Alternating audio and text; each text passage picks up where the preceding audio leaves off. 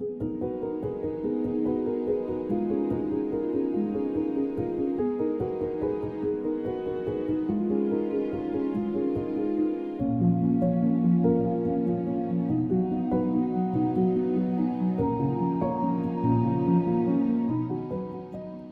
to Music in Mind Live. I'm with you today from my husband's office because we lost our internet yesterday at home.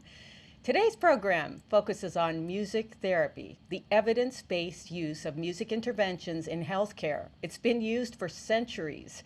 We opera lovers know Orpheus well, for instance, and music has been used recently during the pandemic and protests against systemic racism to bring us together and to strengthen our resolve. Doses of music were recommended to patients in Mozart's time, but our current board-certified version began after World Wars I and II in an effort to treat war-related emotional and physical trauma. Tom Sweitzer is the co-founder of A Place to Be Music Therapy in Northern Virginia.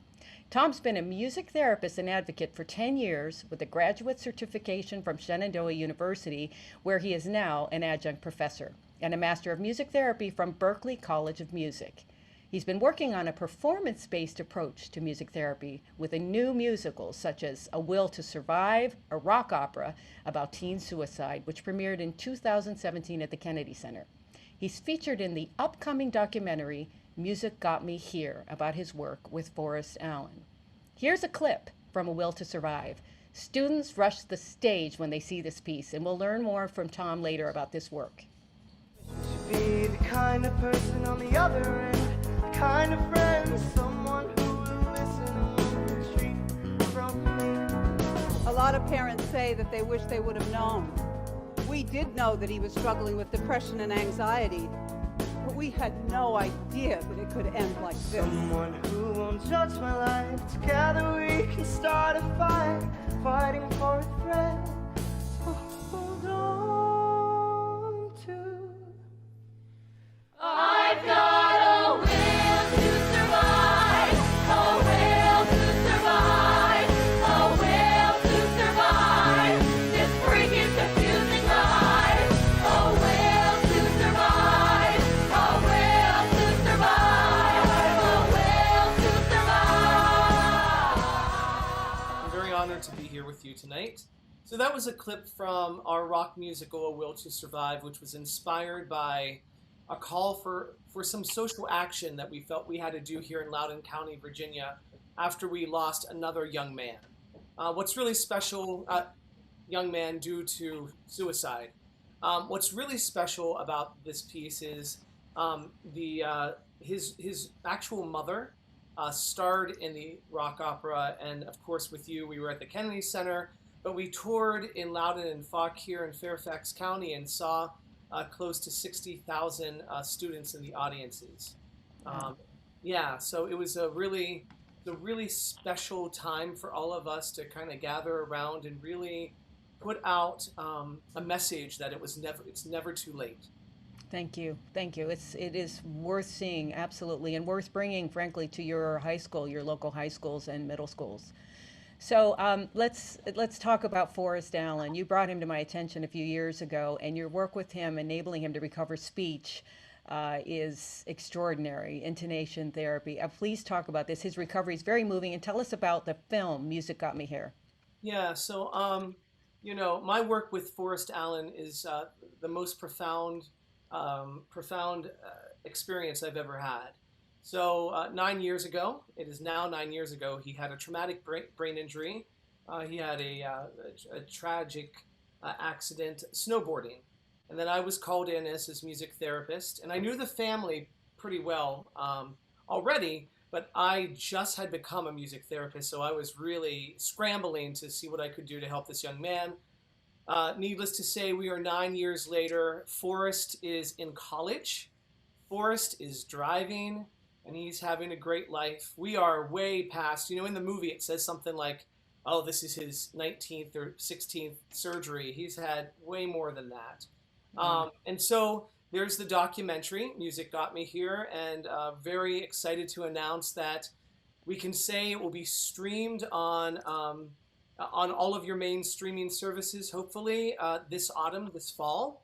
And yeah, I'm really excited and amazed that MGM Studios, we have signed on for our life option to be put into a Hollywood narrative film, which Forrest's family and myself we're amazed that that is happening. But it's a movie and a story of hope. Forrest really still is my hero, and he shows you that when you are down, there is no way that you can't get up. And he is a powerful, powerful figure in my life now. Mm-hmm. And of course, music was one of the ways that helped him get to where he is today. So tell us what you're doing now during the pandemic. Yeah, so I'm doing a few things. We had a pivot like any other business, and we turned everything into teletherapy. So we have teletherapy going on with about 190 clients, families per week. It kept our music therapists very busy. And I think we have a little bit of a clip of what we have been doing with teletherapy. So Fantastic. So during the pandemic, I mean, I love the fact that you're doing teletherapy and you have some amazing sort of examples of that. Music therapy, what can it offer to us right now in terms of recovery? One of the things that I find so horrendous is to understand that people are losing loved ones without being able to be with them in the hospital, and that is traumatic. well, yeah, as Wendy would say too, there are just so many possible domains you could work on with music therapy. But our main focus for the last 2 to 3 months has been anti-anxiety, redirection of depression, and so many people are isolated. And so for us as music therapists, that we can use music as a portal to not only help people feel they have a connection beyond their own home. And I will tell you, it is pretty hard on a two-dimensional screen, but that is the beauty of music, that even music through a screen can connect to another human being. So That I is would so say important. mental Yes. health is what we're really focusing on at this point. So what is the land of music? So as we have been figuring out what are we going to do next, the Land of Music is a real life and animated children's show that, I was like, what can I do? And there it is. And these are the characters. It is completely designed and created by our clients and by people who have grown up through A Place to Be. In fact, those characters right there are drawn by two amazing young ladies who have been with A Place to Be for a few years. And this show, it's called The Land of Music. It's really to help young children understand the COVID world that we live in today. What happens in this land is, of course, it is ran by this maestro, this great maestro named Maestro Sound, who he brings music to the land. And then one day, another maestro comes in, and his name is Maestro Silence. And when Maestro Silence comes into the Land of Music, silence is sort of like a virus. And so everybody in the land who produces music, they find that they can't anymore, and they have to stay in their homes, and they have to isolate and wear masks. So it's really, for us, we have the creativity around us and the resources to do that. So we really wanted to do something for the young children to help them process and also, educate, but also entertain during this time of COVID. Is this something you'll be sharing with the public at large? Yeah, so we are going to start it out with a YouTube channel, and we will premiere it on August 1st. So far, there are 8 episodes, and I'll tell you, for me, it's really fun to know that this is part of my life and part of my job. I very much miss seeing people, and I very much miss our clients and our patients.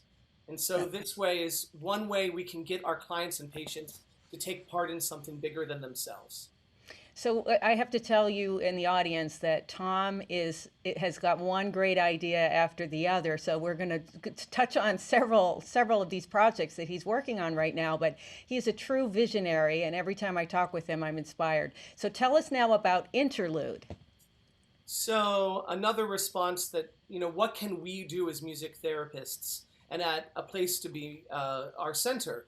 We are offering something called Interlude, which is for anybody in the nation that would like a music therapist to be with you. It's really a musical experience to help decrease anxiety, express yourself, relax, and a way for you to take an interlude, which interlude means taking that moment in between.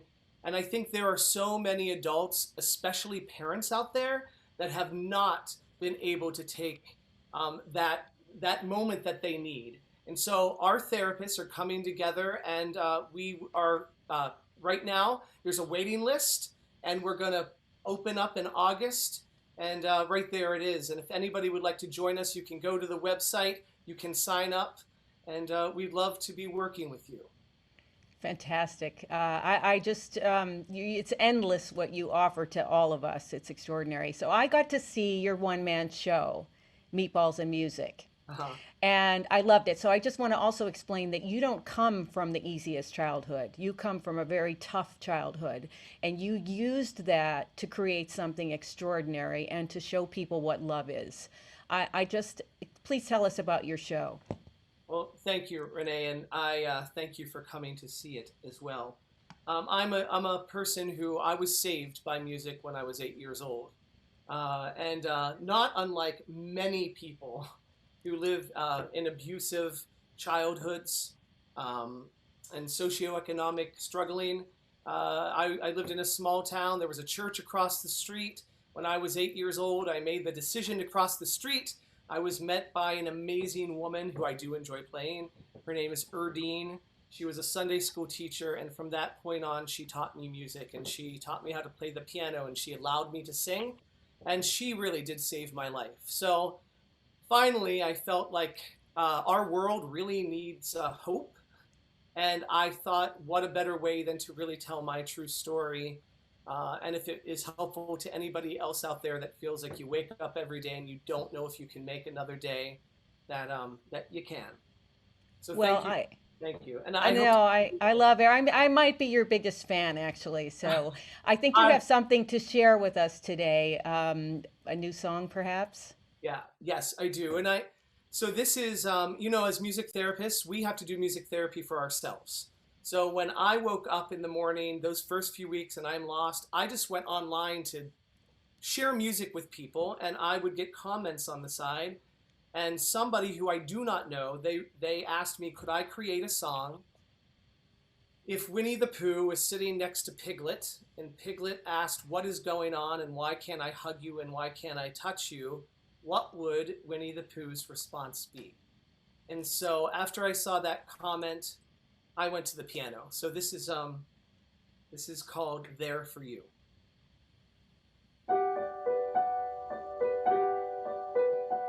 I miss hugging you, I miss holding you, I miss all the things we used to do to pass the day away. I miss seeing you, I miss touching you,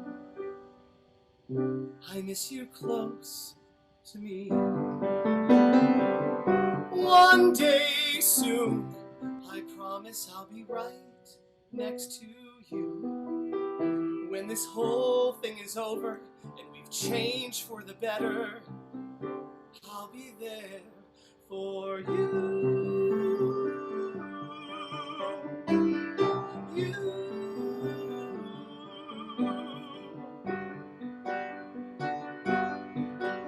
We'll walk in the park, we'll walk hand in hand, and when somebody sees us, we'll ask them to join us at the theater or the ballpark. You'll sit beside me.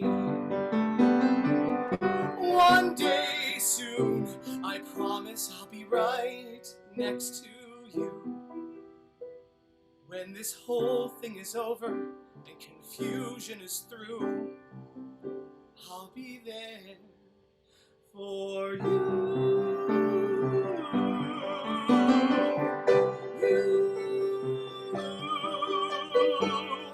Until then, hold on. Until then, hold on.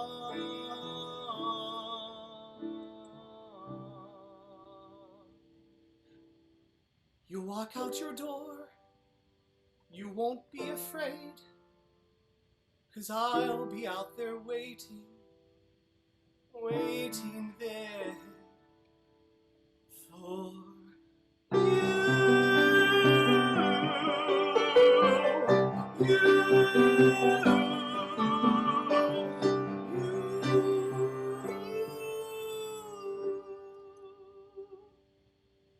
I'll be right there waiting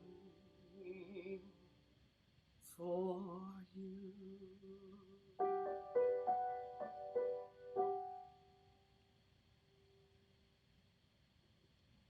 Thank you. Oh, thank you so much.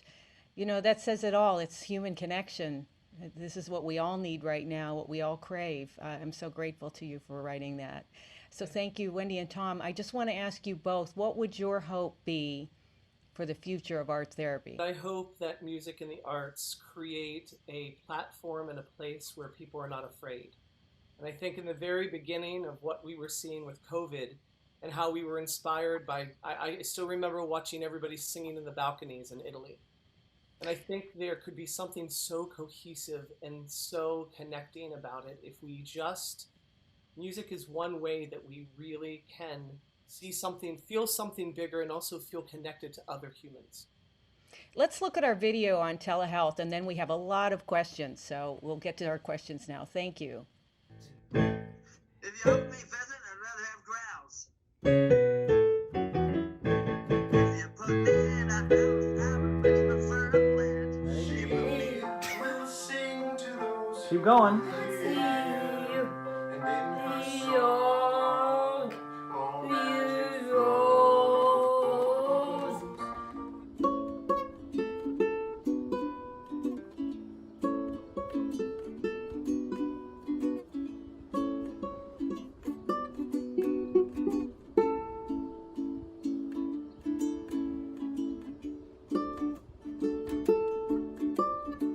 For self-care is,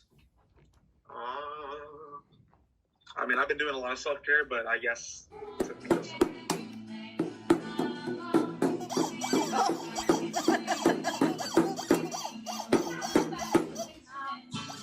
Won't be turned around, and I'll keep this world from dragging me down. Gonna stand my ground, and I won't back down. And they're the best kind of company.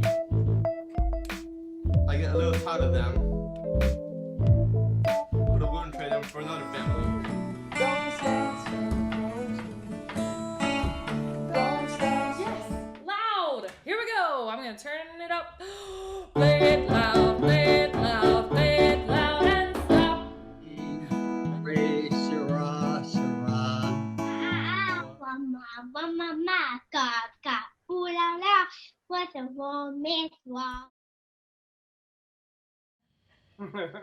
So delightful. I always love meeting the children in your practice too. They're so great. So here are some questions. Debbie from Winnipeg asks if you ever have worked with a person who says that music doesn't move them or have no recall of any memory when I hear a certain piece of music or song. How do you handle that? I would say that I haven't personally. I would say that if you did, then maybe that person is not, music therapy is not going to be the right intervention for that person. But I have worked with somebody who had amusia following a stroke. So this is a condition where rather than hearing music, it becomes a distorted noise. And this person had previously been a professional music critic, can you believe? And he was known for his particular skill in being really precise in terms of describing timbre and tone in the music. So, and we did all sorts of work with him, trying to sort of, like, we'd bring music into the environment gradually, and he'd say, what's that noise? It became noise. And what was important here was to be making recommendations about not taking him into music environments, not using music as a form of recreation for him.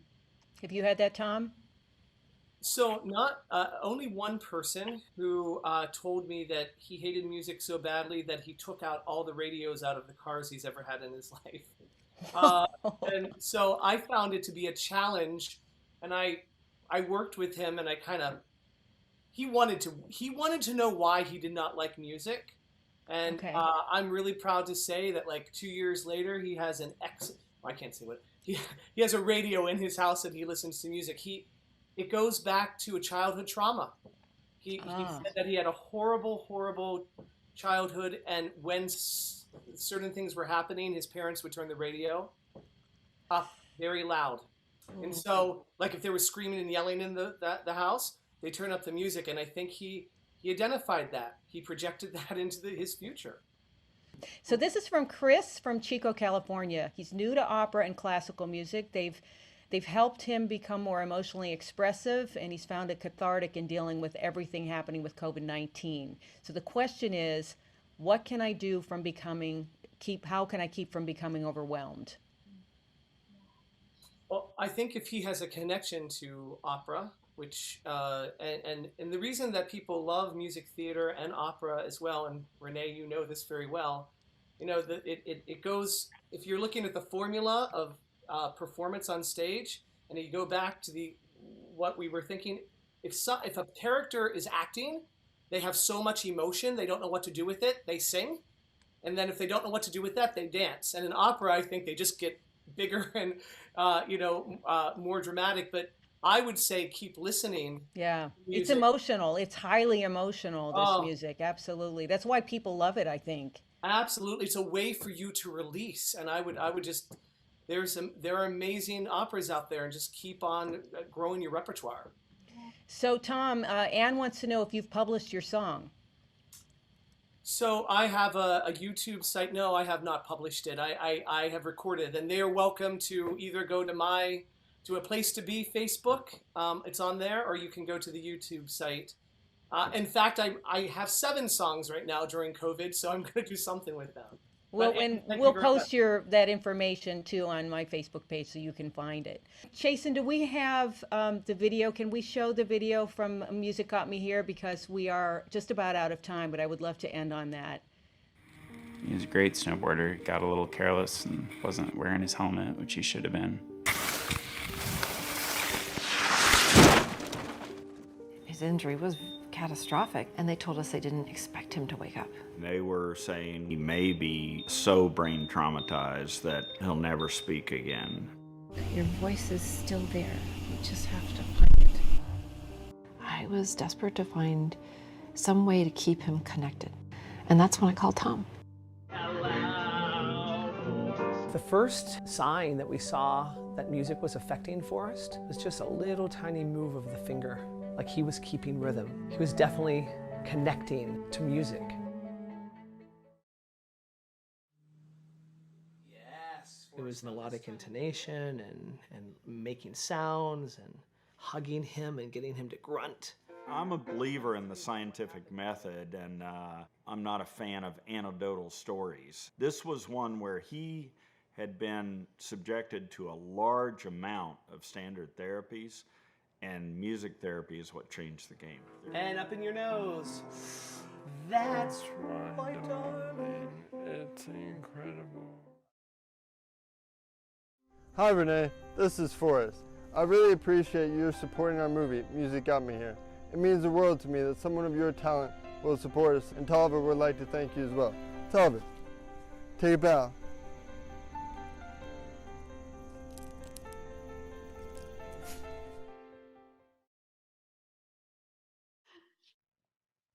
Definitely look for that film. I want to thank you so much, Dr. Wendy McGee and Tom Sweitzer, for joining me today. And we didn't talk about music intonation therapy, which takes advantage of the extraordinary plasticity of the brain. This is a favorite of mine because it enables people to regain speech through singing pathways. And that's exactly what helped Forrest regain his speech. Thank you so much.